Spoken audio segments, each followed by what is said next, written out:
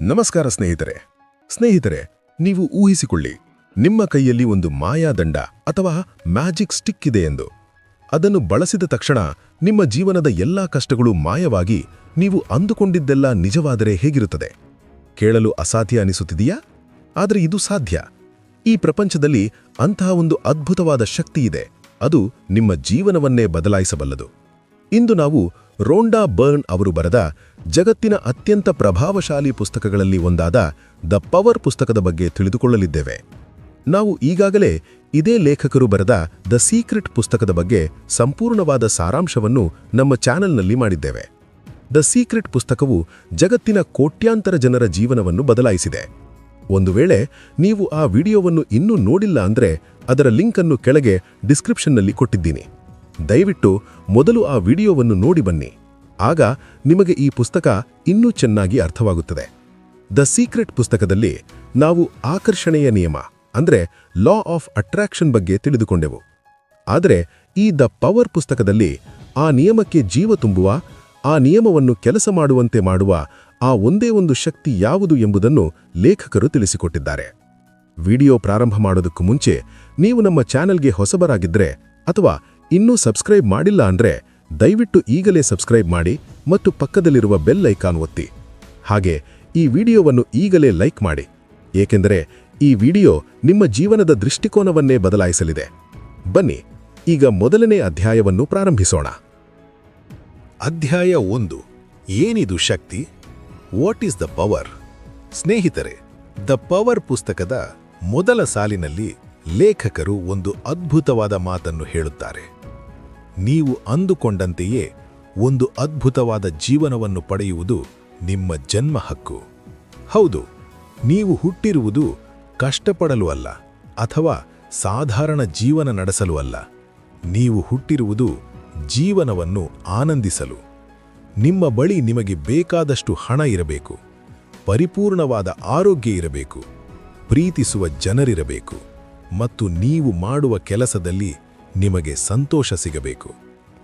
ಪ್ರತಿದಿನ ಬೆಳಗ್ಗೆ ಏಳುವಾಗಲೂ ಇಂದೇನು ಹೊಸದು ನಡೆಯುತ್ತೆ ಎಂಬ ಉತ್ಸಾಹ ನಿಮ್ಮಲ್ಲಿರಬೇಕು. ಇದು ನಿಜವಾದ ಜೀವನ. ಆದರೆ ವಾಸ್ತವದಲ್ಲಿ ಏನಾಗುತ್ತಿದೆ? ಕೆಲವರು ಮಾತ್ರ ಇಂಥ ಅದ್ಭುತ ಜೀವನ ನಡೆಸುತ್ತಿದ್ದಾರೆ, ಇನ್ನುಳಿದವರು ಕಷ್ಟಪಡುತ್ತಿದ್ದಾರೆ. ಇದಕ್ಕೆ ಕಾರಣವೇನು ಗೊತ್ತಾ? ಆ ಒಂದು ಶಕ್ತಿ. ಯಾರು ಈ ಶಕ್ತಿಯನ್ನು ಅರ್ಥ ಮಾಡಿಕೊಂಡು ಬಳಸಿದ್ದಾರೋ ಅವರು ರಾಜರಂತೆ ಬದುಕುತ್ತಿದ್ದಾರೆ. ಅಷ್ಟಕ್ಕೂ ಏನಿದು ಶಕ್ತಿ? ಆ ಶಕ್ತಿಯ ಹೆಸರೇ ಪ್ರೀತಿ, ಲವ್. ಸ್ನೇಹಿತರೆ, ಇಲ್ಲಿ ಪ್ರೀತಿ ಎಂದರೆ ಕೇವಲ ಹುಡುಗ-ಹುಡುಗಿ ನಡುವಿನ ಪ್ರೀತಿ ಅಥವಾ ಸಿನಿಮಾ ಪ್ರೀತಿಯಲ್ಲ. ಇದು ಅದಕ್ಕಿಂತ ಮೀರಿದ್ದು.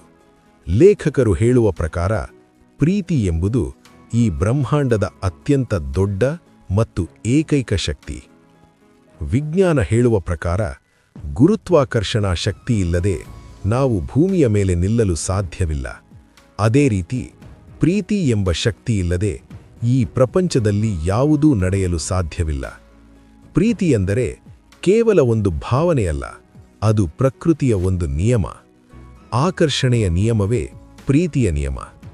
ಇದನ್ನು ಅರ್ಥ ಮಾಡಿಕೊಳ್ಳುವುದು ಬಹಳ ಸುಲಭ. ನೀವು ಗಮನಿಸಿರಬಹುದು, ನಿಮ್ಮ ಜೀವನದಲ್ಲಿ 2 ಬಗೆಯ ವಿಷಯಗಳಿವೆ. ಒಂದು ಸಕಾರಾತ್ಮಕ ಪಾಸಿಟಿವ್ ವಿಷಯಗಳು, ಇನ್ನೊಂದು ನಕಾರಾತ್ಮಕ ನೆಗೆಟಿವ್ ವಿಷಯಗಳು. ಆರೋಗ್ಯ ಸಕಾರಾತ್ಮಕ, ಅನಾರೋಗ್ಯ ನಕಾರಾತ್ಮಕ. ಶ್ರೀಮಂತಿಕೆ ಸಕಾರಾತ್ಮಕ, ಬಡತನ ನಕಾರಾತ್ಮಕ.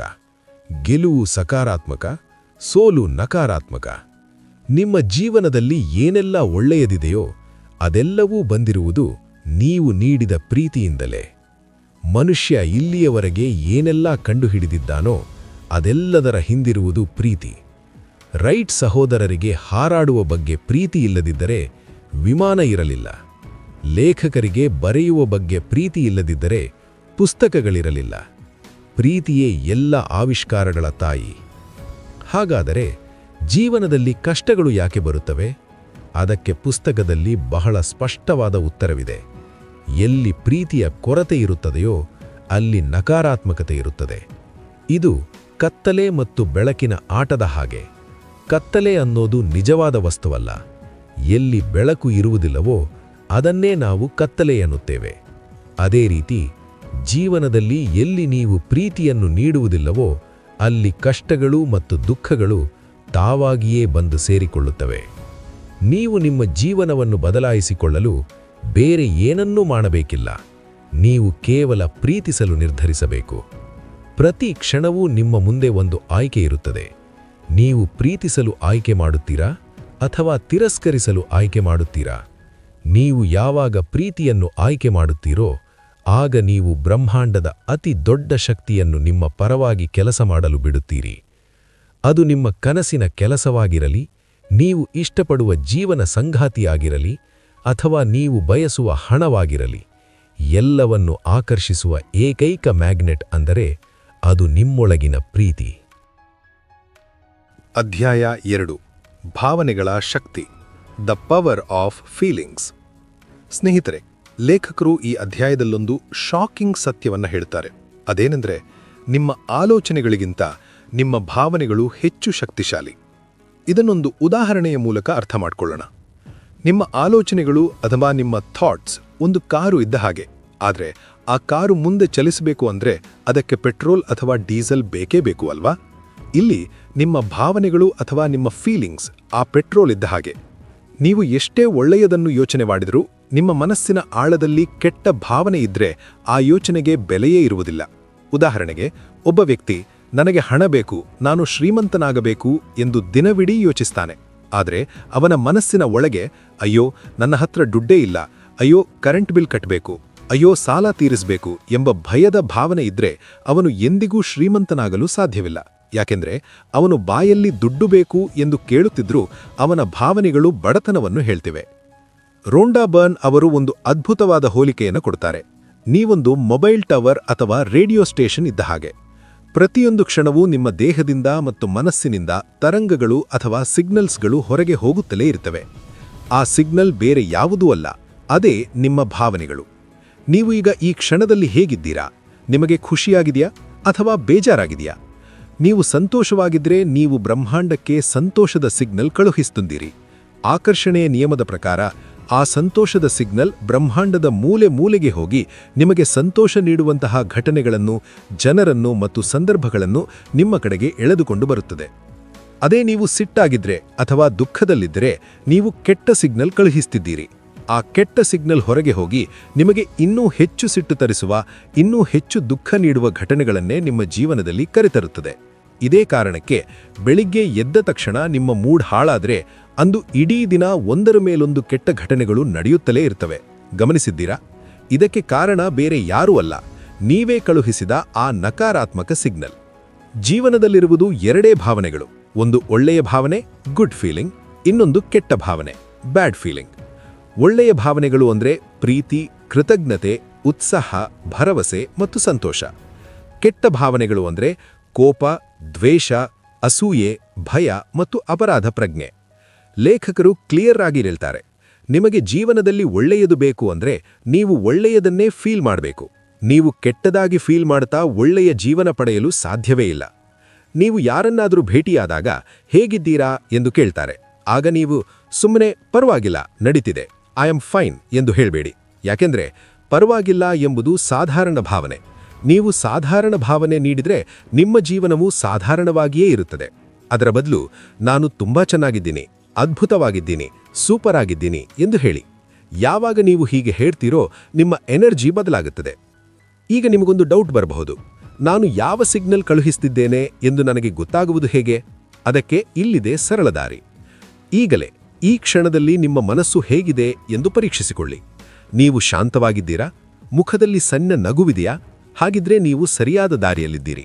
ನಿಮಗೆ ಒಳ್ಳೆಯದು ಕಾದಿದೆ. ಅಥವಾ ನಿಮಗೆ ಏನೋ ಕಿರಿಕಿರಿ ಆಗ್ತಿದೆಯಾ? ಹೊಟ್ಟೆಯಲ್ಲಿ ಸಂಕಟವಾಗ್ತಿದೆಯಾ? ತಲೆನೋವನಿಸ್ತಿದೆಯಾ? ಹಾಗಿದ್ರೆ ಎಚ್ಚರ, ನೀವು ತಪ್ಪು ದಾರಿಯಲ್ಲಿದ್ದೀರಿ. ನೀವು ತಕ್ಷಣ ನಿಮ್ಮ ಮೂಡ್ ಬದಲಾಯಿಸಿಕೊಳ್ಳಬೇಕು. ಇಲ್ಲದಿದ್ದರೆ ಆ ಕಿರಿಕಿರಿ ಭಾವನೆ ಇನ್ನೂ ದೊಡ್ಡ ಸಮಸ್ಯೆಯನ್ನ ನಿಮ್ಮ ಕಡೆಗೆ ಎಳೆದುಕೊಂಡು ಬರುತ್ತದೆ. ನೆನಪಿಡಿ ಸ್ನೇಹಿತರೆ, ನಿಮ್ಮ ಜೀವನದ ಪ್ರತಿಯೊಂದು ಘಟನೆಯೂ ನಿಮ್ಮ ಭಾವನೆಗೆ ತಕ್ಕಂತೆಯೇ ನಡೆಯುತ್ತದೆ. ನಿಮಗೆ ಆರೋಗ್ಯ ಬೇಕೆಂದರೆ ಈಗಲೇ ಆರೋಗ್ಯವಾಗಿದ್ದೀನಿ ಎಂಬ ಖುಷಿಯನ್ನ ಫೀಲ್ ಮಾಡಿ. ನಿಮಗೆ ಪ್ರೀತಿ ಬೇಕೆಂದರೆ ಈಗಲೇ ಎಲ್ಲರನ್ನೂ ಪ್ರೀತಿಸಿ. ನಿಮಗೆ ಹಣ ಬೇಕೆಂದರೆ ಇರುವ ಹಣಕ್ಕೆ ಕೃತಜ್ಞತೆ ಸಲ್ಲಿಸಿ ಖುಷಿಪಡಿ. ನೀವು ಏನನ್ನು ಕೊಡುತ್ತೀರೋ ಅದನ್ನೇ ಪಡೆಯುತ್ತೀರಿ. ಒಳ್ಳೆಯದನ್ನ ಫೀಲ್ ಮಾಡಿ ಒಳ್ಳೆಯದನ್ನೇ ಪಡೆಯಿರಿ. ಅಧ್ಯಾಯ 3 ಭಾವನೆಗಳ ತರಂಗಾಂತರ ಫ್ರೀಕ್ವೆನ್ಸೀಸ್ ಆಫ್ ಫೀಲಿಂಗ್ಸ್. ಸ್ನೇಹಿತರೆ, ಈ ಜಗತ್ತಿನಲ್ಲಿರುವ ಪ್ರತಿಯೊಂದು ವಸ್ತುವಿಗೂ ಒಂದು ಫ್ರೀಕ್ವೆನ್ಸಿ ಅಥವಾ ತರಂಗಾಂತರ ಇರುತ್ತದೆ. ವಿಜ್ಞಾನ ಕೂಡ ಇದನ್ನೇ ಹೇಳುತ್ತದೆ. ಬರೀ ವಸ್ತುಗಳಿಗೆ ಮಾತ್ರವಲ್ಲ, ನಿಮ್ಮ ಭಾವನೆಗಳಿಗೂ ಫ್ರೀಕ್ವೆನ್ಸಿ ಇರುತ್ತದೆ. ಇದನ್ನು ಅರ್ಥಮಾಡಿಕೊಳ್ಳಲು ಲೇಖಕರು ಒಂದು ಅದ್ಭುತವಾದ ಉದಾಹರಣೆಯನ್ನು ಕೊಡುತ್ತಾರೆ. ನೀವು ಒಂದು ರೇಡಿಯೋ ಅಥವಾ ಟಿವಿ ಎಂದು ಊಹಿಸಿಕೊಳ್ಳಿ. ಈಗ ನಿಮಗೆ ಟಿವಿಯಲ್ಲಿ ಕ್ರಿಕೆಟ್ ಮ್ಯಾಚ್ ನೋಡಬೇಕು ಎಂದು ಆಸೆ ಇದೆ ಎಂದುಕೊಳ್ಳಿ. ಆಗ ನೀವೇನು ಮಾಡುತ್ತೀರಿ? ನೀವು ಸ್ಪೋರ್ಟ್ಸ್ ಚಾನೆಲ್ ಹಾಕುತ್ತೀರಿ ಅಲ್ವಾ? ನೀವು ಕಾರ್ಟೂನ್ ಚಾನೆಲ್ ಹಾಕಿಟ್ಟುಕೊಂಡು ಅದರಲ್ಲಿ ಕ್ರಿಕೆಟ್ ಮ್ಯಾಚ್ ಬರಲಿ ಎಂದು ಕಾಯುತ್ತಾ ಕೂತರೆ ಅದು ಎಂದಿಗೂ ಬರುವುದಿಲ್ಲ. ನಿಮಗೆ ಕ್ರಿಕೆಟ್ ಬೇಕೆಂದರೆ ನೀವು ಕ್ರಿಕೆಟ್ ಚಾನೆಲ್ಗೆ ಟ್ಯೂನ್ ಮಾಡಬೇಕು. ಜೀವನ ಕೂಡ ಸೇಮ್ ಟು ಸೇಮ್ ಹೀಗೆಯೇ ಕೆಲಸ ಮಾಡುತ್ತದೆ. ನಿಮಗೆ ಜೀವನದಲ್ಲಿ ಹಣ ಬೇಕೆಂದರೆ ನೀವು ಹಣದ ಫ್ರೀಕ್ವೆನ್ಸಿಗೆ ಟ್ಯೂನ್ ಮಾಡಬೇಕು. ನಿಮಗೆ ಜೀವನದಲ್ಲಿ ನೆಮ್ಮದಿ ಬೇಕೆಂದರೆ ನೀವು ನೆಮ್ಮದಿಯ ಫ್ರೀಕ್ವೆನ್ಸಿಗೆ ಟ್ಯೂನ್ ಮಾಡಬೇಕು. ಆದರೆ ಹೆಚ್ಚಿನ ಜನರು ಏನು ಮಾಡುತ್ತಾರೆ ಗೊತ್ತಾ? ಅವರು ದುಃಖದ ಚಾನಲ್ ಅಥವಾ ಚಿಂತೆಯ ಚಾನಲ್ ಹಾಕಿ ಕೂತಿರುತ್ತಾರೆ, ಆದರೆ ಜೀವನದಲ್ಲಿ ಸಂತೋಷ ಬರಲಿ ಎಂದು ಕಾಯುತ್ತಿರುತ್ತಾರೆ. ಅದು ಸಾಧ್ಯವೇ ಇಲ್ಲ. ನೀವು ಯಾವ ಫ್ರೀಕ್ವೆನ್ಸಿಯಲ್ಲಿ ಇರುತ್ತೀರೋ ಅದೇ ದೃಶ್ಯಗಳು ನಿಮ್ಮ ಜೀವನದಲ್ಲಿ ಬರುತ್ತವೆ. ಭಾವನೆಗಳ ಪಟ್ಟಿ, ಸ್ಕೇಲ್ ಆಫ್ ಫೀಲಿಂಗ್ಸ್. ಲೇಖಕರು ಭಾವನೆಗಳನ್ನು 2 ಫ್ರೀಕ್ವೆನ್ಸಿಗಳಾಗಿ ವಿಭಾಗಿಸುತ್ತಾರೆ. ಹೈ ಫ್ರೀಕ್ವೆನ್ಸಿ, ಇದು ಅತ್ಯಂತ ಪವರ್ಫುಲ್ ಆದ ವಲಯ. ಇಲ್ಲಿ ಪ್ರೀತಿ, ಕೃತಜ್ಞತೆ, ರೋಮಾಂಚನ, ಉತ್ಸಾಹ ಮತ್ತು ಸಂತೋಷ ಇರುತ್ತವೆ. ನೀವು ಯಾವಾಗ ಈ ಫ್ರೀಕ್ವೆನ್ಸಿಯಲ್ಲಿ ಇರುತ್ತೀರೋ ಆಗ ನಿಮಗೆ ಸಿಗುವ ಜನರಾಗಲಿ ಅವಕಾಶಗಳಾಗಲಿ ಎಲ್ಲವೂ ಅದ್ಭುತವಾಗಿರುತ್ತವೆ. ನೀವು ಏನನ್ನೂ ಕಷ್ಟಪಟ್ಟು ಹುಡುಕುವ ಅವಶ್ಯಕತೆ ಇರುವುದಿಲ್ಲ. ಒಳ್ಳೆಯದೇ ನಿಮ್ಮನ್ನು ಹುಡುಕಿಕೊಂಡು ಬರುತ್ತದೆ. ಲೋ ಫ್ರೀಕ್ವೆನ್ಸಿ, ಇದು ಅಪಾಯಕಾರಿ ವಲಯ. ಇಲ್ಲಿ ಬೇಸರ, ಕೋಪ, ಹತಾಶೆ, ಅಸೂಯೆ, ಭಯ ಮತ್ತು ದುಃಖ ಇರುತ್ತವೆ. ನೀವು ಯಾವಾಗ ಈ ಫ್ರೀಕ್ವೆನ್ಸಿಯಲ್ಲಿ ಇರುತ್ತೀರೋ ಆಗ ನೀವು ಎಷ್ಟೇ ಕಷ್ಟಪಟ್ಟು ಕೆಲಸ ಮಾಡಿದರೂ ನಿಮಗೆ ಸೋಲು ಎದುರಾಗುತ್ತದೆ. ಸಣ್ಣ ಕೆಲಸಕ್ಕೂ ದೊಡ್ಡ ಹೋರಾಟ ಮಾಡಬೇಕಾಗುತ್ತದೆ. ಒಂದರ ಮೇಲೆ ಒಂದು ಕೆಟ್ಟದು ನಡೆಯುವುದು ಯಾಕೆ? Domino effect. ನೀವಿದನ್ನು ಖಂಡಿತ ಅನುಭವಿಸಿರುತ್ತೀರಿ. ಒಂದು ದಿನ ಬೆಳಿಗ್ಗೆ ಎದ್ದ ತಕ್ಷಣ ಕಾಫಿ ಚೆಲ್ಲುತ್ತದೆ ಎಂದುಕೊಳ್ಳಿ. ಆಗ ನಿಮಗೆ ಸಿಟ್ಟು ಬರುತ್ತದೆ. ನೀವು ಆ ಸಿಟ್ಟಿನ ಫ್ರೀಕ್ವೆನ್ಸಿಯಲ್ಲೇ ಆಫೀಸಿಗೆ ಹೋಗುತ್ತೀರಿ. ಅಲ್ಲಿ ಟ್ರಾಫಿಕ್ ಜಾಮ್ ಆಗುತ್ತದೆ. ಇನ್ನೂ ಸಿಟ್ಟು ಬರುತ್ತದೆ. ಆಫೀಸಿಗೆ ಹೋದರೆ ಬಾಸ್ ಬೈಯುತ್ತಾರೆ. ಸಂಜೆ ಮನೆಗೆ ಬಂದರೆ ಜಗಳ ಆಗುತ್ತದೆ. ಯಾಕೆ ಹೀಗಾಯಿತು? ಏಕೆಂದರೆ ಬೆಳಿಗ್ಗೆ ಕಾಫಿ ಚೆಲ್ಲಿದಾಗ ನೀವು ನಿಮ್ಮ ಫ್ರೀಕ್ವೆನ್ಸಿಯನ್ನು ಸಿಟ್ಟಿಗೆ ಅಥವಾ ಆಂಗರ್ಗೆ ಬದಲಾಯಿಸಿದಿರಿ. ಆಕರ್ಷಣೆಯ ನಿಯಮದ ಪ್ರಕಾರ ನೀವು ಸಿಟ್ಟಿನ ಫ್ರೀಕ್ವೆನ್ಸಿಯಲ್ಲಿ ಇದ್ದಾಗ ಜಗತ್ತು ನಿಮಗೆ ಸಿಟ್ಟು ತರಿಸುವಂತಹ ಘಟನೆಗಳನ್ನೇ ಮತ್ತೆ ಮತ್ತೆ ಕಳುಹಿಸುತ್ತದೆ. ಹಾಗಾದರೆ ಇದನ್ನು ಬದಲಾಯಿಸುವುದು ಹೇಗೆ? ಲೇಖಕರು ಹೇಳುತ್ತಾರೆ, ನಿಮ್ಮ ಫ್ರೀಕ್ವೆನ್ಸಿಯನ್ನು ಬದಲಾಯಿಸಲು ಒಂದೇ 1 ಸೆಕೆಂಡ್ ಸಾಕು. ನಿಮಗೆ ಜೀವನದಲ್ಲಿ ಯಾವುದೋ ಒಂದು ಕೆಟ್ಟ ಘಟನೆ ನಡೆದ ತಕ್ಷಣ ಅಥವಾ ನಿಮಗೆ ಬೇಜಾರಾದ ತಕ್ಷಣ ನೀವು ಎಚ್ಚೆತ್ತುಕೊಳ್ಳಬೇಕು. ಓ, ನಾನೀಗ ನೆಗೆಟಿವ್ ಫ್ರೀಕ್ವೆನ್ಸಿಗೆ ಹೋಗುತ್ತಿದ್ದೇನೆ ಎಂದು ನಿಮಗೆ ನೀವು ಹೇಳಿಕೊಳ್ಳಿ. ತಕ್ಷಣ ರಿಮೋಟ್ ತೆಗೆದುಕೊಂಡು ಚಾನೆಲ್ ಬದಲಾಯಿಸಿ. ಅದನ್ನು ಮಾಡುವುದು ಹೇಗೆ? ನಿಮಗೆ ಯಾವುದು ಅತಿ ಹೆಚ್ಚು ಖುಷಿ ಕೊಡುತ್ತೆ ಅದರ ಬಗ್ಗೆ ಯೋಚಿಸಿ.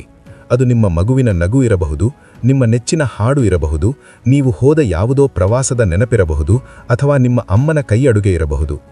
ಯಾವಾಗ ನಿಮಗೆ ಬೇಜಾರಾಗುತ್ತೋ ತಕ್ಷಣ ಈ ಒಳ್ಳೆಯ ವಿಷಯಗಳ ಬಗ್ಗೆ ಯೋಚಿಸಲು ಶುರು ಮಾಡಿ. ಒಂದೇ ಒಂದು ಒಳ್ಳೆಯ ಹಾಡು ಕೇಳಿ ಅಥವಾ ಕಣ್ಣು ಮುಚ್ಚಿ ಸುಂದರವಾದ ನೆನಪನ್ನು ಜ್ಞಾಪಿಸಿಕೊಳ್ಳಿ. ಕೇವಲ 1-2 ನಿಮಿಷಗಳಲ್ಲಿ ನಿಮ್ಮ ಮೂಡ್ ಬದಲಾಗುತ್ತದೆ. ನಿಮ್ಮ ಮೂಡ್ ಬದಲಾಯಿತು ಅಂದರೆ ನಿಮ್ಮ ಫ್ರೀಕ್ವೆನ್ಸಿ ಬದಲಾಯಿತು ಎಂದರ್ಥ. ಫ್ರೀಕ್ವೆನ್ಸಿ ಬದಲಾಯಿತು ಅಂದರೆ ನಿಮ್ಮ ಮುಂದೆ ನಡೆಯುವ ಘಟನೆಗಳೂ ಬದಲಾಗುತ್ತವೆ. ದಿನವನ್ನು ಪ್ರಾರಂಭಿಸುವ ಮುಂಚೆ ನೀವೇ ಡಿಸೈಡ್ ಮಾಡಿ, ಇವತ್ತು ನಾನು ಯಾವ ಫ್ರೀಕ್ವೆನ್ಸಿಯಲ್ಲಿ ಇರಬೇಕು. ನೀವು ಆಫೀಸಿಗೆ ಹೋಗುವ ಮುಂಚೆ ಅಥವಾ ಯಾವುದೇ ಕೆಲಸಕ್ಕೆ ಹೋಗುವ ಮುಂಚೆ ಸ್ವಲ್ಪ ಸಮಯ ಕೊಟ್ಟು ಆ ದಿನ ಎಷ್ಟು ಚೆನ್ನಾಗಿ ನಡೆಯುತ್ತಿದೆ ಎಂದು ಊಹಿಸಿಕೊಳ್ಳಿ. ಇವತ್ತು ನನಗೆ ಒಳ್ಳೆಯದೇ ಆಗುತ್ತೆ ಎಂಬ ಖುಷಿಯ ಫ್ರೀಕ್ವೆನ್ಸಿಯಲ್ಲಿ ಮನೆಯಿಂದ ಹೊರಡಿ. ಆಗ ಇಡೀ ದಿನ ಮ್ಯಾಜಿಕ್ ನಡೆದಂತೆ ಅದ್ಭುತವಾಗಿ ನಡೆಯುತ್ತದೆ. ನೀವು ಪ್ರಪಂಚವನ್ನು ಬದಲಾಯಿಸಲು ಸಾಧ್ಯವಿಲ್ಲ, ಆದರೆ ನಿಮ್ಮ ಫ್ರೀಕ್ವೆನ್ಸಿಯನ್ನು ಬದಲಾಯಿಸಬಹುದು. ಯಾವಾಗ ನೀವು ನಿಮ್ಮ ಫ್ರೀಕ್ವೆನ್ಸಿ ಬದಲಾಯಿಸುತ್ತೀರೋ ಆಗ ನಿಮ್ಮ ಪ್ರಪಂಚವೇ ಬದಲಾಗುತ್ತದೆ. ಅಧ್ಯಾಯ 4 ಸೃಷ್ಟಿಯ ಶಕ್ತಿ, ದ ಪವರ್ ಆಫ್ ಕ್ರಿಯೇಷನ್. ಸ್ನೇಹಿತರೆ, ನೀವೀಗ ಬಳಸುತ್ತಿರುವ ಮೊಬೈಲ್ ಫೋನ್, ನೀವು ನೋಡುತ್ತಿರುವ ಇಂಟರ್ನೆಟ್, ನೀವು ವಾಸಿಸುತ್ತಿರುವ ಮನೆ ಅಥವಾ ನೀವು ಓಡಾಡುವ ವಾಹನ, ಇವೆಲ್ಲವೂ ಎಲ್ಲಿಂದ ಬಂದವು? ಇವೆಲ್ಲವೂ ಮೊದಲು ಯಾರೋ ಒಬ್ಬ ವ್ಯಕ್ತಿಯ ಕಲ್ಪನೆಯಲ್ಲಿ ಹುಟ್ಟಿದವು. ಲೇಖಕರು ಹೇಳುತ್ತಾರೆ, ಕಲ್ಪನೆಯೇ ಸೃಷ್ಟಿಯ ಆರಂಭ. ನಿಮಗೆ ಜೀವನದಲ್ಲಿ ಏನು ಬೇಕೋ ಅದನ್ನು ಪಡೆಯಲು ನೀವು ಮೊದಲು ಅದನ್ನು ನಿಮ್ಮ ಮನಸ್ಸಿನಲ್ಲಿ ಕಲ್ಪಿಸಿಕೊಳ್ಳಬೇಕು. ಯಾವುದು ನಿಮ್ಮ ಕಲ್ಪನೆಯಲ್ಲಿ ಬರುವುದಿಲ್ಲವೋ ಅದು ನಿಮ್ಮ ಜೀವನದಲ್ಲಿಯೂ ಬರುವುದಿಲ್ಲ. ನೀವು ಅಂದುಕೊಂಡಿದ್ದನ್ನು ಪಡೆಯಲು ಲೇಖಕರು ಸರಳವಾದ 3 ಹಂತಗಳನ್ನು ನೀಡಿದ್ದಾರೆ. ಕಲ್ಪಿಸಿಕೊಳ್ಳಿ, ಇಮ್ಯಾಜಿನ್. ನಿಮಗೆ ಏನು ಬೇಕು ಎಂಬುದನ್ನು ನಿಮ್ಮ ಮನಸ್ಸಿನ ಕಣ್ಣಿನಿಂದ ನೋಡಿ. ಅನುಭವಿಸಿ, ಫೀಲ್. ಅದೀಗಾಗಲೇ ನಿಮ್ಮ ಕೈಯಲ್ಲಿದೆ ಎಂದು ಪ್ರೀತಿಯಿಂದ ಅನುಭವಿಸಿ. ಪಡೆಯಿರಿ, ರಿಸೀವ್. ಅದು ನಿಮ್ಮದಾಗುತ್ತದೆ. ಆದರೆ ಇಲ್ಲಿ ಎಷ್ಟೋ ಜನ ತಪ್ಪು ಮಾಡುತ್ತಾರೆ. ಅವರು ಕೇವಲ ನನಗೆ ಅದು ಬೇಕು ಇದು ಬೇಕು ಎಂದು ಯೋಚಿಸುತ್ತಾರೆ ಹೊರತು ಅದು ಸಿಕ್ಕರೆ ಹೇಗಿರುತ್ತದೆ ಎಂದು ಫೀಲ್ ಮಾಡುವುದಿಲ್ಲ. ನೀವು ಬರೀ ಯೋಚನೆ ಮಾಡಿದರೆ ಸಾಲದು. ಅದು ನಿಜವಾದಾಗ ನಿಮಗೆ ಎಷ್ಟು ಖುಷಿಯಾಗುತ್ತದೆಯೋ ಅಷ್ಟೇ ಖುಷಿಯನ್ನು ನೀವು ಈಗಲೇ ಪಡಬೇಕು. ರೋಂಡಾ ಬರ್ನ್ ಅವರು ಒಂದು ಅದ್ಭುತವಾದ ಟೆಕ್ನಿಕ್ ಹೇಳಿಕೊಡುತ್ತಾರೆ. ಚಿಕ್ಕ ಮಕ್ಕಳು ಆಟ ಆಡುತ್ತಾರಲ್ಲ, ಹಾಗೆ ನೀವು ಆಕ್ಟಿಂಗ್ ಮಾಡಬೇಕು. ಉದಾಹರಣೆಗೆ, ನಿಮಗೆ ಒಂದು ಹೊಸ ಕಾರು ಬೇಕು ಅಂದುಕೊಳ್ಳಿ. ಸುಮ್ಮನೆ ಕುಳಿತುಕೊಂಡು ಕಾರು ಬೇಕು ಎಂದರೆ ಬರುವುದಿಲ್ಲ. ಅದರ ಬದಲು ನೀವು ನಿಮ್ಮ ಮನೆಯ ಸೋಫಾ ಮೇಲೆ ಕುಳಿತು ನೀವು ನಿಜವಾಗಿಯೂ ಆ ಹೊಸ ಕಾರನ್ನು ಓಡಿಸುತ್ತಿದ್ದೀರಿ ಎಂದು ಕಲ್ಪಿಸಿಕೊಳ್ಳಿ. ಸ್ಟೀರಿಂಗ್ ವೀಲ್ ಹಿಡಿದಿದ್ದೀರಿ, ಗೇರ್ ಬದಲಾಯಿಸುತ್ತಿದ್ದೀರಿ, ಕಿಟಕಿಯಿಂದ ತಂಪಾದ ಗಾಳಿ ಬರುತ್ತಿದೆ, ಮ್ಯೂಸಿಕ್ ಕೇಳುತ್ತಿದೆ ಎಂದು ಅಕ್ಷರಶಃ ಅನುಭವಿಸಿ. ಇದಕ್ಕೆ ಪ್ರಾಪ್ ಅಥವಾ ಆಟದ ವಸ್ತುಗಳನ್ನು ಬಳಸುವುದು ಎಂದು ಕರೆಯುತ್ತಾರೆ. ನಿಮಗೆ ಹೊಸ ಬಟ್ಟೆಗಳು ಬೇಕೆಂದರೆ ನಿಮ್ಮ ಕಬೋರ್ಡ್ನಲ್ಲಿ ಹಳೆಯ ಬಟ್ಟೆಗಳನ್ನು ತೆಗೆದು ಹೊಸ ಬಟ್ಟೆ ಇಡಲು ಜಾಗ ಮಾಡಿ. ಕಬೋರ್ಡ್ ಫುಲ್ ತುಂಬಿದ್ದರೆ ಹೊಸ ಬಟ್ಟೆ ಬರಲು ಜಾಗವೆಲ್ಲಿದೆ? ಪುಸ್ತಕದಲ್ಲಿ ಒಂದು ಸುಂದರವಾದ ಉದಾಹರಣೆಯಿದೆ. ಒಬ್ಬ ಮಹಿಳೆಗೆ ಮದುವೆಯಾಗಿರಲಿಲ್ಲ. ಆಕೆಗೆ ಒಬ್ಬ ಒಳ್ಳೆಯ ಗಂಡ ಬೇಕಿತ್ತು. ಆಕೆ ಎಲ್ಲಾ ಕಡೆ ಹುಡುಕಿದಳು, ಆದರೆ ಯಾರೂ ಸಿಗಲಿಲ್ಲ. ಆಗ ಆಕೆ ಈ ದ ಪವರ್ ಪುಸ್ತಕದಲ್ಲಿ ಹೇಳಿದ ವಿಷಯವನ್ನು ಪಾಲಿಸಿದಳು. ಆಕೆ ತನ್ನ ಮನೆಯನ್ನು ಗಮನಿಸಿದಳು. ಅವಳು ಮಲಗುವಾಗ ಬೆಡ್ನ ಮಧ್ಯದಲ್ಲಿ ಮಲಗುತ್ತಿದ್ದಳು. ಅವಳ ಕಬೋರ್ಡ್ ಪೂರ್ತಿ ಅವಳ ಬಟ್ಟೆಗಳೇ ತುಂಬಿದ್ದವು. ಗ್ಯಾರೇಜ್ನಲ್ಲಿ ಅವಳ ಕಾರು ನಿಲ್ಲಿಸಲು ಮಾತ್ರ ಜಾಗವಿತ್ತು. ಆಗ ಅವಳಿಗರ್ಥವಾಯಿತು, ನನ್ನ ಜೀವನದಲ್ಲಿ ಗಂಡನಿಗೆ ಜಾಗವೇ ಇಲ್ಲ ಎಂದು. ತಕ್ಷಣ ಆಕೆ ಬದಲಾದಳು. ಅವಳು ಬೆಡ್ನ ಒಂದು ಬದಿಯಲ್ಲಿ ಮಲಗಲು ಶುರುಮಾಡಿದಳು, ಇನ್ನೊಂದು ಬದಿ ತನ್ನ ಗಂಡನಿಗೆ ಎಂದು. ಕಬೋರ್ಡ್ನಲ್ಲಿ ಅರ್ಧ ಜಾಗ ಖಾಲಿ ಮಾಡಿದಳು, ಗಂಡನ ಬಟ್ಟೆಗಳಿಗೆ ಎಂದು. ಗ್ಯಾರೇಜ್ನಲ್ಲಿ ಇನ್ನೊಂದು ಕಾರಿಗೆ ಜಾಗ ಮಾಡಿದಳು. ಹೀಗೆ ಮಾಡಿದ ಕೆಲವೇ ದಿನಗಳಲ್ಲಿ ಆಕೆಗೆ ಒಬ್ಬ ಅದ್ಭುತವಾದ ವ್ಯಕ್ತಿಯ ಪರಿಚಯವಾಯಿತು ಮತ್ತು ಅವರು ಮದುವೆಯಾಗಿ ಈಗ ಸಂತೋಷವಾಗಿದ್ದಾರೆ. ನೋಡಿದರಾ? ನೀವು ಕಲ್ಪನೆ ಮಾಡಿಕೊಂಡು ಅದಕ್ಕಾಗಿ ಜಾಗ ಮಾಡಿಕೊಟ್ಟರೆ ಬ್ರಹ್ಮಾಂಡವು ಅದನ್ನು ತುಂಬಿಸಿಯೇ ತೀರುತ್ತದೆ. ಇನ್ನೊಂದು ಮುಖ್ಯವಾದ ವಿಷಯ, ನಿಮ್ಮ ಕನಸು ಹೇಗೆ ನನಸಾಗುತ್ತದೆ ಎಂದು ತಲೆ ಕೆಡಿಸಿಕೊಳ್ಳಬೇಡಿ. ನನಗೆ ಅಷ್ಟು ದೊಡ್ಡ ಹಣ ಹೇಗೆ ಸಿಗುತ್ತೆ, ನನಗೆ ಆ ಕೆಲಸ ಯಾರು ಕೊಡುತ್ತಾರೆ ಎಂದು ಚಿಂತಿಸಬೇಡಿ. ಅದು ನಿಮ್ಮ ಕೆಲಸವಲ್ಲ, ಅದು ಬ್ರಹ್ಮಾಂಡದ ಕೆಲಸ. ನಿಮ್ಮ ಕೆಲಸ ಕೇವಲ ಅದು ಸಿಕ್ಕೇ ಸಿಗುತ್ತದೆ ಎಂದು ನಂಬುವುದು ಮತ್ತು ಕಲ್ಪಿಸಿಕೊಳ್ಳುವುದು. ದಾರಿ ತಾನಾಗಿಯೇ ಸಿಗುತ್ತದೆ. ಅಧ್ಯಾಯ 5. ಶಕ್ತಿಯ ಕೀಲಿಕೈಗಳು, ಕೀಸ್ ಟು ಪವರ್. ಸ್ನೇಹಿತರೆ, ಆಲ್ಬರ್ಟ್ ಐನ್ಸ್ಟೈನ್ ಜಗತ್ತಿನ ಶ್ರೇಷ್ಠ ವಿಜ್ಞಾನಿಗಳಲ್ಲಿ ಒಬ್ಬರು. ಅವರ ಆವಿಷ್ಕಾರಗಳು ನಾವು ಪ್ರಪಂಚವನ್ನು ನೋಡುವ ರೀತಿಯನ್ನೇ ಬದಲಾಯಿಸಿದವು. ಆದರೆ ಅವರ ಈ ಅದ್ಭುತ ಬುದ್ಧಿವಂತಿಕೆ ಮತ್ತು ಸಾಧನೆಯ ರಹಸ್ಯ ಏನು ಎಂದು ನಿಮಗೆ ಗೊತ್ತಾ? ಅವರು ಬೇರೆ ವಿಜ್ಞಾನಿಗಳಿಗಿಂತ ಹೆಚ್ಚು ಓದುತ್ತಿದ್ದರಾ ಅಥವಾ ಹೆಚ್ಚು ಕೆಲಸ ಮಾಡುತ್ತಿದ್ದರಾ? ಇಲ್ಲ. ಲೇಖಕರು ಈ ಪುಸ್ತಕದಲ್ಲಿ ಐನ್ಸ್ಟೈನ್ ಅವರ ರಹಸ್ಯವನ್ನು ಬಿಚ್ಚಿಟ್ಟಿದ್ದಾರೆ. ಐನ್ಸ್ಟೈನ್ ಅವರು ದಿನಕ್ಕೆ ಕನಿಷ್ಠ 100 ಬಾರಿ ಇತರರಿಗೆ ಮನಸ್ಸಿನಲ್ಲೇ ಧನ್ಯವಾದ, ಥ್ಯಾಂಕ್ ಯು ಹೇಳುತ್ತಿದ್ದರು. ಹೌದು, ಇದು ನಂಬಲು ಕಷ್ಟವಾದರೂ ಸತ್ಯ. ಅವರು ಊಟ ಮಾಡುವಾಗ, ಬಟ್ಟೆ ಹಾಕುವಾಗ ಅಥವಾ ಇತರರ ಸಂಶೋಧನೆಯನ್ನು ಓದುವಾಗ, ನನ್ನ ಈ ಜೀವನಕ್ಕೆ ಕಾರಣರಾದ ಎಲ್ಲರಿಗೂ ಧನ್ಯವಾದಗಳು ಎಂದು 100 ಬಾರಿ ಹೇಳುತ್ತಿದ್ದರು. ಅವರು ಬ್ರಹ್ಮಾಂಡಕ್ಕೆ ಎಷ್ಟು ಕೃತಜ್ಞತೆ ಸಲ್ಲಿಸಿದರೆಂದರೆ ಬ್ರಹ್ಮಾಂಡವು ಪ್ರತಿಯಾಗಿ ಅವರಿಗೆ ಜ್ಞಾನದ ಬಾಗಿಲನ್ನೇ ತೆರೆಯಿತು. ಈ ಅಧ್ಯಾಯದಲ್ಲಿ ಒಂದು ಪ್ರಮುಖ ನಿಯಮವಿದೆ. ನೀವು ಯಾವುದಕ್ಕೆ ಕೃತಜ್ಞರಾಗಿರುತ್ತೀರೋ ಅದು ಗುಣಿಸಲ್ಪಡುತ್ತದೆ, ಮಲ್ಟಿಪ್ಲೈಸ್. ನೀವು ಯಾವುದರ ಬಗ್ಗೆ ದೂರು ನೀಡುತ್ತೀರೋ ಅದು ಕಳೆದು ಹೋಗುತ್ತದೆ. ಇದರ ಅರ್ಥ ಸರಳ. ನಿಮ್ಮ ಬಳಿ ಈಗ ಎಷ್ಟೇ ಕಡಿಮೆ ಹಣ ಇರಲಿ ಅಥವಾ ಚಿಕ್ಕ ಮನೆ ಇರಲಿ, ನೀವು ಅದಕ್ಕೆ ದೇವರೇ ಇಷ್ಟಾದರೂ ಇದೆಯಲ್ಲ, ಥ್ಯಾಂಕ್ ಯು ಎಂದು ಮನಃಪೂರ್ವಕವಾಗಿ ಹೇಳಿದರೆ ನಿಮ್ಮ ಹಣ ಮತ್ತು ಆಸ್ತಿ ಹೆಚ್ಚಾಗಲು ಶುರುವಾಗುತ್ತದೆ. ಅದೇ ನೀವು ಛೇ, ನನ್ನ ಹತ್ತಿರ ಇಷ್ಟೇನಾ ಇರೋದು, ಬೇರೆಯವರ ಹತ್ತಿರ ಎಷ್ಟಿದೆ ನೋಡು ಎಂದು ಗೊಣಗಾಡಿದರೆ ಅಥವಾ ದೂರು ನೀಡಿದರೆ ನಿಮ್ಮ ಹತ್ತಿರ ಇರುವುದು ಕೂಡ ನಿಮ್ಮ ಕೈಯಿಂದ ಜಾರಿ ಹೋಗುತ್ತದೆ. ಸಣ್ಣ ವಿಷಯಗಳಿಗೂ ಧನ್ಯವಾದ ಹೇಳಿ. Be grateful for small things. ನಾವು ದೊಡ್ಡದು ಸಿಕ್ಕರೆ ಮಾತ್ರ ಥ್ಯಾಂಕ್ಸ್ ಹೇಳ್ತೇವೆ. ಆದರೆ ಲೇಖಕರು ಹೇಳುತ್ತಾರೆ, ನೀವು ಸಣ್ಣ ವಿಷಯಗಳಿಂದ ಶುರು ಮಾಡಬೇಕು. ನೀವು ಆಫೀಸ್ಗೆ ಹೋಗುವಾಗ ಟ್ರಾಫಿಕ್ ಸಿಗ್ನಲ್ ಹಸಿರು ಬಿದ್ದರೆ ಥ್ಯಾಂಕ್ ಯು ಹೇಳಿ. ನಿಮಗೆ ಬಸ್ ಅಥವಾ ಟ್ರೈನ್ನಲ್ಲಿ ಕೂರಲು ಸೀಟು ಸಿಕ್ಕರೆ ಥ್ಯಾಂಕ್ ಯು ಹೇಳಿ. ನಿಮಗೆ ಪಾರ್ಕಿಂಗ್ ಮಾಡಲು ಜಾಗ ಸಿಕ್ಕರೆ ಥ್ಯಾಂಕ್ ಯು ಹೇಳಿ. ಅಷ್ಟೇ ಏಕೆ, ನಿಮ್ಮ ಮನೆಯಲ್ಲಿ ನಲ್ಲಿ ತಿರುಗಿಸಿದ ತಕ್ಷಣ ನೀರು ಬರುತ್ತದಲ್ಲ, ಅದಕ್ಕೂ ಥ್ಯಾಂಕ್ ಯು ಹೇಳಿ. ಯಾಕೆಂದರೆ ಕೃತಜ್ಞತೆ ಎಂಬುದು ಪ್ರೀತಿಯ ಅತ್ಯುನ್ನತ ರೂಪ. ನೀವು ಎಷ್ಟು ಹೆಚ್ಚು ಧನ್ಯವಾದ ಹೇಳುತ್ತೀರೋ ಅಷ್ಟು ಹೆಚ್ಚು ಪ್ರೀತಿಯನ್ನು ನೀವು ಬ್ರಹ್ಮಾಂಡಕ್ಕೆ ಕಳುಹಿಸುತ್ತೀರಿ. ನೀವು ಎಷ್ಟು ಪ್ರೀತಿ ಕೊಡುತ್ತೀರೋ ಅಷ್ಟೇ ಪ್ರೀತಿ ನಿಮಗೆ ವಾಪಸ್ ಬರುತ್ತದೆ. ಆಗಿಲ್ಲದಕ್ಕೂ ಕೃತಜ್ಞತೆ ಹೇಳಿ. Gratitude for the future. ಇದು ಸ್ವಲ್ಪ ಅಡ್ವಾನ್ಸ್ಡ್ ಟೆಕ್ನಿಕ್. ಸಾಮಾನ್ಯವಾಗಿ ನಮಗೆ ಏನಾದರೂ ಸಿಕ್ಕ ಮೇಲೆ ನಾವು ಥ್ಯಾಂಕ್ಸ್ ಹೇಳ್ತೇವೆ. ಆದರೆ ದ ಪವರ್ ಪುಸ್ತಕ ಹೇಳುತ್ತದೆ, ನಿಮಗೆ ಬೇಕಾದ ವಸ್ತು ಸಿಗುವ ಮುಂಚೆಯೇ ಅದಕ್ಕೆ ಥ್ಯಾಂಕ್ಸ್ ಹೇಳಿ ಎಂದು. ಉದಾಹರಣೆಗೆ, ನಿಮಗೆ ಒಂದು ಹೊಸ ಕೆಲಸ ಬೇಕೆಂದುಕೊಳ್ಳಿ. ನಿಮಗೆ ಆ ಕೆಲಸ ಇನ್ನೂ ಸಿಕ್ಕಿಲ್ಲ. ಆದರೂ ನನಗೆ ಈ ಅದ್ಭುತವಾದ ಕೆಲಸ ಸಿಕ್ಕಿದ್ದಕ್ಕೆ ಧನ್ಯವಾದಗಳು ಎಂದು ಈಗಲೇ ಬರೆಯಿರಿ ಅಥವಾ ಹೇಳಿ. ಯಾವಾಗ ನೀವು ಸಿಗುವ ಮುಂಚೆಯೇ ಕೃತಜ್ಞತೆ ತೋರಿಸುತ್ತೀರೋ, ಬ್ರಹ್ಮಾಂಡಕ್ಕೆ ಬೇರೆ ದಾರಿಯೇ ಇರುವುದಿಲ್ಲ. ಅದು ಆ ಕೆಲಸವನ್ನು ನಿಮಗೆ ತಂದು ಕೊಡಲೇಬೇಕಾಗುತ್ತದೆ. ಕೃತಜ್ಞತೆ ಅನ್ನೋದು ಒಂದು ಸೇತುವೆ ಇದ್ದ ಹಾಗೆ. ನೀವು ಈಗ ಇರುವ ಪರಿಸ್ಥಿತಿಯಿಂದ ನಿಮ್ಮ ಕನಸಿನ ಜೀವನಕ್ಕೆ ಹೋಗಲು ಇದೇ ಏಕೈಕ ಸೇತುವೆ. ಕೃತಜ್ಞತೆ ಇಲ್ಲದೆ ನೀವು ಆ ಕಡೆ ದಡ ಸೇರಲು ಸಾಧ್ಯವೇ ಇಲ್ಲ. ಅಧ್ಯಾಯ 6 ಹಣ ಮತ್ತು ಶಕ್ತಿ, ದ ಪವರ್ ಆ್ಯಂಡ್ ಮನಿ. ಸ್ನೇಹಿತರೆ, ಲೇಖಕರು ಹೇಳ್ತಾರೆ, ಹಣ ಎಂಬುದು ಕೇವಲ ಕಾಗದದ ತುಂಡಲ್ಲ, ಅದೊಂದು ಶಕ್ತಿ. ಈ ಪ್ರಪಂಚದ ಎಲ್ಲ ಶಕ್ತಿಗಳು ಪ್ರೀತಿ ಮತ್ತು ಆಕರ್ಷಣೀಯ ನಿಯಮದ ಮೇಲೆ ಕೆಲಸ ಮಾಡ್ತವೆ. ಹಣದ ಬಗ್ಗೆ ಲೇಖಕರು ಒಂದು ವಿಚಿತ್ರವಾದ ಸತ್ಯವನ್ನು ಹೇಳ್ತಾರೆ. ಒಂದು ವೇಳೆ ಪ್ರಪಂಚದಲ್ಲಿರುವ ಎಲ್ಲ ಹಣವನ್ನು ಎಲ್ಲರಿಗೂ ಸಮಾನವಾಗಿ ಹಂಚಿದರೂ ಕೂಡ ಕೆಲವೇ ದಿನಗಳಲ್ಲಿ ಆ ಹಣ ಮತ್ತೆ ತಿರುಗಿ ಕೆಲವೇ ಜನರ ಕೈಗೆ ಸೇರುತ್ತದೆ. ಇದು ಯಾಕೆ ಗೊತ್ತಾ? ಏಕೆಂದರೆ ಆ ಕೆಲವೇ ಜನರು ಹಣದ ಬಗ್ಗೆ ಒಳ್ಳೆಯ ಭಾವನೆಯನ್ನು ಹೊಂದಿರುತ್ತಾರೆ. ಹಣವನ್ನು ಆಯಸ್ಕಾಂತದಂತೆ ನಿಮ್ಮ ಕಡೆಗೆ ಸೆಳೆಯುವುದು ಮತ್ತು ಅದು ನಿಮ್ಮ ಬಳಿಯೇ ಅಂಟಿಕೊಳ್ಳುವಂತೆ ಅಂದರೆ ಸ್ಟಿಕ್ ಮಾಡುವುದು ಯಾವುದು ಗೊತ್ತಾ? ಅದೇ ಪ್ರೀತಿ. ನೀವು ಹಣವನ್ನು ಪ್ರೀತಿಸಬೇಕು.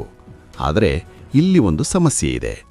ಹೆಚ್ಚಿನ ಜನರು ಹಣವನ್ನು ಪ್ರೀತಿಸುವುದಕ್ಕಿಂತ ಹೆಚ್ಚಾಗಿ ಹಣ ಇಲ್ಲದಿರುವುದಕ್ಕೆ ಭಯಪಡ್ತಾರೆ. ಅಯ್ಯೋ, ನನ್ನ ಹತ್ರ ದುಡ್ಡಿಲ್ಲ, ಅಯ್ಯೋ ಈ ತಿಂಗಳು ಸಂಬಳ ಸಾಲೋಲ್ಲ ಎಂದು ಕೊರಗುತ್ತಾರೆ. ನೀವು ಯಾವಾಗ ಹಣದ ಬಗ್ಗೆ ಕೆಟ್ಟದಾಗಿ ಫೀಲ್ ಮಾಡ್ತೀರೋ ಆಗ ಹಣ ನಿಮ್ಮಿಂದ ದೂರ ಓಡಿ ಹೋಗುತ್ತದೆ. ಇದಕ್ಕೆ ಪುಸ್ತಕದಲ್ಲಿ ಒಂದು ಬೆಸ್ಟ್ ಉದಾಹರಣೆ ಇದೆ. ನೀವು ನೋಡಿರಬಹುದು, ಲಾಟರಿಯಲ್ಲಿ ಕೋಟಿ ಕೋಟಿ ಗೆದ್ದ ಎಷ್ಟೋ ಜನರು ಕೇವಲ 2-3 ವರ್ಷಗಳಲ್ಲಿ ಮತ್ತೆ ಬಡವರಾಗುತ್ತಾರೆ. ಗೆದ್ದ ಹಣವನ್ನೆಲ್ಲ ಕಳೆದುಕೊಳ್ಳುತ್ತಾರೆ. ಇದು ಯಾಕಾಗುತ್ತದೆ ಗೊತ್ತಾ? ಏಕೆಂದರೆ ಅವರ ಹತ್ತಿರ ಹಣವೇನೋ ಬಂತು, ಆದರೆ ಅವರ ಮನಸ್ಸಿನ ಫ್ರೀಕ್ವೆನ್ಸಿ ಇನ್ನೂ ಬಡತನದ್ದೇ ಆಗಿತ್ತು. ಅವರಿಗೆ ಹಣದ ಬಗ್ಗೆ ಪ್ರೀತಿ ಇರಲಿಲ್ಲ, ಭಯವಿತ್ತು. ಹಣ ಹೋದರೆ ಏನ್ ಮಾಡುವುದು ಎಂಬ ಭಯವೇ ಹಣವನ್ನು ಅವರ ಕೈಯಿಂದ ಜಾರಿಸಿಬಿಟ್ಟಿತು.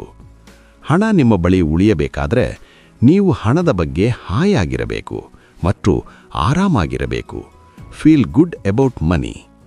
ನಮ್ಮಲ್ಲಿ ಹೆಚ್ಚಿನವರು ಕರೆಂಟ್ ಬಿಲ್, ಫೋನ್ ಬಿಲ್ ಅಥವಾ ಸಾಲದ ಬಡ್ಡಿ ಕಟ್ಟುವಾಗ ಸಂಕಟ ಪಡ್ತಾರೆ. ಛೆ, ದುಡ್ಡೆಲ್ಲ ಖಾಲಿಯಾಯ್ತಲ್ಲ ಎಂದುಕೊಳ್ಳುತ್ತಾರೆ. ಲೇಖಕರು ಹೇಳ್ತಾರೆ, ಇದು ನೀವು ಮಾಡುವ ದೊಡ್ಡ ತಪ್ಪು. ನೀವು ಬಿಲ್ ಕಟ್ಟುವಾಗ ಸಂಕಟಪಟ್ಟರೆ ನೀವು ಹಣಕ್ಕೆ ನೆಗೆಟಿವ್ ಸಿಗ್ನಲ್ ಕೊಡುತ್ತಿದ್ದೀರಿ. ಅದರ ಬದಲು ಹೀಗೆ ಮಾಡಿ, ನೀವು ಕರೆಂಟ್ ಬಿಲ್ ಕಟ್ಟುವಾಗ ನನಗೆ ಇಡೀ ತಿಂಗಳು ಬೆಳಕು ನೀಡಿದ್ದಕ್ಕೆ, ಫ್ಯಾನ್ ಗಾಳಿ ನೀಡಿದ್ದಕ್ಕೆ ಧನ್ಯವಾದಗಳು ಎಂದು ಪ್ರೀತಿಯಿಂದ ಹಣ ಕೊಡಿ. ನೀವು ಅಂಗಡಿಯಲ್ಲಿ ಸಾಮಾನಿಗೆ ಹಣ ಕೊಡುವಾಗ ನನಗೆ ಊಟ ಮಾಡಲು ಆಹಾರ ಸಿಕ್ಕಿದ್ದಕ್ಕೆ ಧನ್ಯವಾದಗಳು ಎಂದು ಕೊಡಿ. ಯಾವಾಗ ನೀವು ಬಿಲ್ ಕಟ್ಟುವಾಗಲೂ ಕೃತಜ್ಞತೆಯಿಂದ ಇರುತ್ತೀರೋ ಆಗ ಬ್ರಹ್ಮಾಂಡಕ್ಕೆ ಖಾತ್ರಿಯಾಗುತ್ತದೆ, ಇವನಿಗೆ ಹಣ ಅಂದರೆ ಇಷ್ಟ, ಇವನು ಹಣದ ಬಗ್ಗೆ ಖುಷಿಯಾಗಿದ್ದಾನೆ ಎಂದು. ಆಗ ಬ್ರಹ್ಮಾಂಡವು ನಿಮಗೆ ಇನ್ನೂ ಹೆಚ್ಚಿನ ಹಣವನ್ನು ಕಳುಹಿಸಿಕೊಡುತ್ತದೆ. ನಿಮ್ಮ ಬ್ಯಾಂಕ್ ಅಕೌಂಟ್ನಲ್ಲಿ ಈಗ ಎಷ್ಟೇ ದುಡ್ಡಿರಲಿ ಪರವಾಗಿಲ್ಲ, ಆದರೆ ನೀವು ನಿಮ್ಮ ಮನಸ್ಸಿನಲ್ಲಿ ನಿಮ್ಮ ಅಕೌಂಟ್ ತುಂಬಿ ತುಳುಕುತ್ತಿದೆ ಎಂದು ಕಲ್ಪಿಸಿಕೊಳ್ಳಿ. ನಿಮ್ಮ ಪರ್ಸ್ನಲ್ಲಿ ಹಣ ತುಂಬಿದೆ ಎಂದು ಊಹಿಸಿಕೊಳ್ಳಿ. ಬೇರೆಯವರ ಶ್ರೀಮಂತಿಕೆಯನ್ನು ನೋಡಿ ಹೊಟ್ಟೆ ಕಿಚ್ಚು ಪಡಬೇಡಿ. ಯಾರಾದರೂ ದೊಡ್ಡ ಕಾರಿನಲ್ಲಿ ಹೋದರೆ ವಾವ್ ಎಷ್ಟು ಚೆನ್ನಾಗಿದೆ ಎಂದು ಖುಷಿಪಡಿ. ನೀವು ಬೇರೆಯವರ ಹಣವನ್ನು ನೋಡಿ ಖುಷಿಪಟ್ರೆ ನೀವು ಹಣಕ್ಕೆ ಆಹ್ವಾನ ನೀಡುತ್ತಿದ್ದೀರಿ ಎಂದರ್ಥ. ನೆನಪಿಡಿ, ಹಣ ನಿಮ್ಮನ್ನು ಹುಡುಕಿಕೊಂಡು ಬರಬೇಕೇ ಹೊರತು ನೀವು ಹಣದ ಹಿಂದೆ ಓಡಬಾರದು. ಅದಕ್ಕೆ ಒಂದೇ ದಾರಿ, ಈಗ ಇರುವ ಹಣಕ್ಕೆ ಥ್ಯಾಂಕ್ ಯು ಹೇಳಿ ಮತ್ತು ಬರುವ ಹಣಕ್ಕೆ ವೆಲ್ಕಮ್ ಹೇಳಿ. ಅಧ್ಯಾಯ 7 ಸಂಬಂಧಗಳು ಮತ್ತು ಶಕ್ತಿ, ದ ಪವರ್ ಆ್ಯಂಡ್ ರಿಲೇಷನ್ಶಿಪ್ಸ್. ಸ್ನೇಹಿತರೆ, ಲೇಖಕರು ಈ ಅಧ್ಯಾಯದ ಆರಂಭದಲ್ಲಿ ಒಂದು ಮಾತು ಹೇಳುತ್ತಾರೆ. ಪ್ರೀತಿಯ ಶಕ್ತಿಗೆ ಎದುರಿಗಿರುವ ವ್ಯಕ್ತಿ ಯಾರು ಎಂಬುದು ಮುಖ್ಯವಲ್ಲ. ಅವರು ನಿಮ್ಮ ಬಾಸ್ ಆಗಿರಲಿ, ನಿಮ್ಮ ಪೋಷಕರಾಗಿರಲಿ, ನಿಮ್ಮ ಮಕ್ಕಳಾಗಿರಲಿ, ಸ್ನೇಹಿತರಾಗಿರಲಿ ಅಥವಾ ಅಂಗಡಿಯವರೇ ಆಗಿರಲಿ. ಪ್ರೀತಿಯ ನಿಯಮ ಎಲ್ಲರಿಗೂ ಒಂದೇ. ನೀವು ಒಂದು ಚೆಂಡನ್ನು ಗೋಡೆಗೆ ಎಸೆದರೆ ಅದು ಎಷ್ಟು ಜೋರಾಗಿ ವಾಪಸ್ ಬರುತ್ತದೆಯೋ ಅದೇ ರೀತಿ ನೀವು ಇತರರಿಗೆ ಏನನ್ನು ಕೊಡುತ್ತೀರೋ ಅದು ನಿಮಗೇ ವಾಪಸ್ ಬರುತ್ತದೆ. ಲೇಖಕರು ಹೇಳುತ್ತಾರೆ, ನೀವು ಬೇರೆಯವರಿಗೆ ಏನನ್ನು ಕೊಡುತ್ತೀರೋ ಅದನ್ನು ನೀವು ನಿಜವಾಗಲೂ ನಿಮಗೇ ನೀಡುತ್ತಿದ್ದೀರಿ. ನೀವು ಬೇರೆಯವರ ಬಗ್ಗೆ ಕೆಟ್ಟದ್ದಾಗಿ ಮಾತನಾಡಿದರೆ ಅಥವಾ ದ್ವೇಷಿಸಿದರೆ ಆ ನಕಾರಾತ್ಮಕ ಶಕ್ತಿ ಮೊದಲು ನಿಮ್ಮನ್ನೇ ಸುಡುತ್ತದೆ, ನಂತರ ಅವರಿಗೂ ತೊಂದರೆ ಕೊಡುತ್ತದೆ. ಬಹಳಷ್ಟು ಜನರಿಗೆ ಒಂದು ಸಮಸ್ಯೆ ಇರುತ್ತದೆ. ಅವರು ನನ್ನ ಜೊತೆ ಚೆನ್ನಾಗಿ ಮಾತನಾಡಿದರೆ ನಾನೂ ಚೆನ್ನಾಗಿ ಮಾತನಾಡುತ್ತೇನೆ, ಅವರು ಪ್ರೀತಿ ತೋರಿಸಿದರೆ ನಾನು ತೋರಿಸುತ್ತೇನೆ ಎಂದುಕೊಳ್ಳುತ್ತಾರೆ. ಆದರೆ ಲೇಖಕರು ಹೇಳುತ್ತಾರೆ, ಇದು ತಪ್ಪು ದಾರಿ. ನಾನು ಮೊದಲು ಪ್ರೀತಿ ಕೊಡುವುದಿಲ್ಲ ಎಂದು ಹೇಳುವುದು ನಾನು ಬೆಂಕಿಗೆ ಕಟ್ಟಿಗೆ ಹಾಕುವುದಿಲ್ಲ, ಆದರೆ ಬೆಂಕಿ ಮಾತ್ರ ಉರಿಯಬೇಕು ಎಂದು ಹೇಳಿದ ಹಾಗೆ. ಬೆಂಕಿ ಉರಿಯಬೇಕಾದರೆ ನೀವು ಮೊದಲು ಕಟ್ಟಿಗೆ ಹಾಕಲೇಬೇಕು. ಅದೇ ರೀತಿ ಸಂಬಂಧ ಚೆನ್ನಾಗಿರಬೇಕು ಅಂದರೆ ಎದುರಿಗಿರುವ ವ್ಯಕ್ತಿ ಹೇಗೇ ಇರಲಿ ನೀವು ಮೊದಲು ಪ್ರೀತಿಯನ್ನು ನೀಡಲೇಬೇಕು. ಇದಕ್ಕೆ ಬೇರೆ ದಾರಿಯೇ ಇಲ್ಲ. ಈಗ ನಿಮ್ಮ ಸಂಬಂಧಗಳಲ್ಲಿ ಬಿರುಕು ಬಿಟ್ಟಿದ್ದರೆ ಅಥವಾ ಯಾರ ಜೊತೆಯಾದರೂ ಜಗಳವಾಗಿದ್ದರೆ ಅದನ್ನು ಸರಿಪಡಿಸಲು ಪುಸ್ತಕದಲ್ಲಿ ಒಂದು ಅದ್ಭುತವಾದ ಟೆಕ್ನಿಕ್ ಇದೆ. ನೀವು ಈಗಲೇ ಆ ವ್ಯಕ್ತಿಯಲ್ಲಿರುವ ಒಳ್ಳೆಯ ಗುಣಗಳನ್ನು ಹುಡುಕಲು ಪ್ರಾರಂಭಿಸಿ. ಯಾವುದೇ ವ್ಯಕ್ತಿ 100% ಕೆಟ್ಟವನಾಗಿರುವುದಿಲ್ಲ. ಅವನಲ್ಲಿ ಏನಾದರೂ ಒಂದು ಒಳ್ಳೆಯ ಗುಣ ಇದ್ದೇ ಇರುತ್ತದೆ. ಬಹುಶಃ ಅವರು ಒಳ್ಳೆಯ ಅಡುಗೆ ಮಾಡುತ್ತಿರಬಹುದು, ಅವರು ಸಮಯ ಪ್ರಜ್ಞೆ ಪಾಲಿಸುತ್ತಿರಬಹುದು, ಅಥವಾ ಅವರು ಹಿಂದೆ ನಿಮಗೆ ಸಹಾಯ ಮಾಡಿರಬಹುದು. ನೀವು ಅವರಲ್ಲಿರುವ ಕೆಟ್ಟದ್ದನ್ನು ನೋಡುವುದನ್ನು ನಿಲ್ಲಿಸಿ ಕೇವಲ ಒಳ್ಳೆಯದನ್ನು ಹುಡುಕಿ ಅದಕ್ಕೆ ಮನಸ್ಸಿನಲ್ಲೇ ಮೆಚ್ಚುಗೆ ಸೂಚಿಸಿ. ನೀವು ಅವರಲ್ಲಿರುವ ಒಳ್ಳೆಯದನ್ನು ಹುಡುಕಲು ಕಷ್ಟಪಟ್ಟು ಪ್ರಯತ್ನಿಸಿದರೆ ಒಂದು ಪವಾಡವೇ ನಡೆಯುತ್ತದೆ. ಆ ವ್ಯಕ್ತಿಯ ನಡವಳಿಕೆಯಲ್ಲಿ ನಂಬಲು ಸಾಧ್ಯವಾದ ಬದಲಾವಣೆಯಾಗುವುದನ್ನು ನೀವು ನೋಡುತ್ತೀರಿ. ಅವರು ನಿಮ್ಮ ಜೊತೆ ಜಗಳವಾಡುವುದನ್ನು ನಿಲ್ಲಿಸಿ ಪ್ರೀತಿಯಿಂದ ಮಾತನಾಡಲು ಶುರು ಮಾಡುತ್ತಾರೆ. ಇದು ಪ್ರೀತಿಯ ಶಕ್ತಿ. ನೀವು ಬದಲಾದರೆ ಜಗತ್ತು ಬದಲಾಗುತ್ತದೆ. ಇತಿಹಾಸದ ಎಲ್ಲಾ ಜ್ಞಾನಿಗಳು, ಅದು ಗೌತಮ ಬುದ್ಧ ಆಗಿರಲಿ ಅಥವಾ ಬೇರೆ ಯಾರೇ ಆಗಿರಲಿ, ಎಲ್ಲರೂ ಹೇಳಿದ್ದು ಒಂದೇ ಮಾತು, ಇತರರನ್ನು ಪ್ರೀತಿಸಿ. ಅವರು ಹೀಗೆ ಹೇಳಿದ್ದು ನಾವು ಒಳ್ಳೆಯವರಾಗಲಿ ಎಂದಲ್ಲ, ಬದಲಾಗಿ ನಾವು ಇತರರನ್ನು ಪ್ರೀತಿಸಿದಾಗ ಮಾತ್ರ ನಮ್ಮ ಜೀವನ ಅದ್ಭುತವಾಗುತ್ತದೆ ಎಂಬ ರಹಸ್ಯ ಅವರಿಗೆ ಗೊತ್ತಿತ್ತು. ಆದ್ದರಿಂದ ನಿಮ್ಮ ಸಂಬಂಧಗಳಲ್ಲಿ ಕಹಿ ಇದ್ದರೆ ಇಂದೇ ಅದನ್ನು ಪ್ರೀತಿಯಿಂದ ಸಿಹಿಯಾಗಿಸಿ. ದ್ವೇಷವನ್ನು ಬಿಡಿ, ಪ್ರೀತಿಯನ್ನು ಕೊಡಿ. ಸ್ನೇಹಿತರೆ, ಇದು ದ ಪವರ್ ಪುಸ್ತಕದ 7ನೇ ಅಧ್ಯಾಯದ ಸಾರಾಂಶ. ಇಲ್ಲಿಗೆ ಈ ಪುಸ್ತಕದ ಪ್ರಮುಖ ಅಧ್ಯಾಯಗಳು ಮುಗಿದಿವೆ. ಈ ಪುಸ್ತಕದ ಸಾರಾಂಶವೇನೆಂದರೆ, ಪ್ರೀತಿಯೇ ಜಗತ್ತಿನ ಅತಿದೊಡ್ಡ ಶಕ್ತಿ. ನಿಮ್ಮ ಭಾವನೆಗಳೇ ಇಂಧನ. ಒಳ್ಳೆಯದನ್ನು ಫೀಲ್ ಮಾಡಿ. ಕಲ್ಪನಾ ಶಕ್ತಿಯಿಂದ ನಿಮಗೆ ಬೇಕಾದ್ದನ್ನು ಸೃಷ್ಟಿಸಿಕೊಳ್ಳಿ. ಕೃತಜ್ಞತೆ ಹೇಳುವುದನ್ನು ಮರೆಯಬೇಡಿ. ಹಣ ಮತ್ತು ಸಂಬಂಧಗಳಿಗೆ ಪ್ರೀತಿ ನೀಡಿ. ರಾಂಡಾ ಬರ್ನ್ ಅವರ ಈ ಪುಸ್ತಕ ನಿಮ್ಮ ಜೀವನದಲ್ಲಿ ಹೊಸ ಬದಲಾವಣೆ ತರಲಿ ಎಂದು ಆಶಿಸುತ್ತೇನೆ. ಈ ವಿಡಿಯೋ ಸರಣಿ ನಿಮಗೆ ಇಷ್ಟವಾಯಿತೆ? ಇದರಿಂದ ನಿಮಗೆ ಏನಾದರೂ ಲಾಭ ಆಯಿತಾ? ದಯವಿಟ್ಟು ಕಮೆಂಟ್ ಮಾಡಿ ತಿಳಿಸಿ. ವಿಡಿಯೋವನ್ನು ಲೈಕ್ ಮಾಡಿ ಮತ್ತು ನಿಮ್ಮ ಫ್ರೆಂಡ್ಸ್ ಜೊತೆ ಶೇರ್ ಮಾಡಿ. ಇನ್ನೊಂದು ಹೊಸ ಪುಸ್ತಕದ ಜೊತೆ ಮತ್ತೆ ಸಿಗೋಣ. ಅಲ್ಲಿಯವರೆಗೂ ಕನಸು ಕಾಣುತ್ತಿರಿ, ಏಕೆಂದರೆ ಕನಸುಗಳು ನಿಜವಾಗುತ್ತವೆ. ಧನ್ಯವಾದಗಳು.